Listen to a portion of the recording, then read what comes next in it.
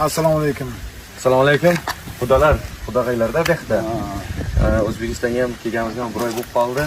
Rais bo'lganimiz qilganda. Shu Alhamboyga mana shu qabriston, Beshqalata qabristonimizga bir marta bordim, uchrashdim shu yigitga. Allohim yo'li ravon bo'lsin, ravshan bo'lsin. Shu Beshqalata qabristoniga endi to'g'risi bu yigit bilan qabristonimiz bitta. Mayli keldi, ko'rdi.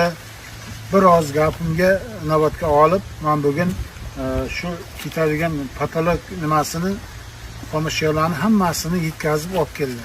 Katta rahmat ko'jon, biringizga ming bersin. Hamisha oq yo'l sizga. Qayda bo'lmang, shu Allohning panohida bo'ling.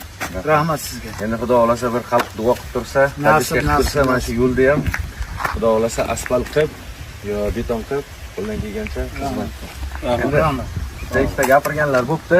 Mayli. Avvalga kelamiz Xudo xolasa. Rahmat. Shunaqa gaplar. To'ylar muborak.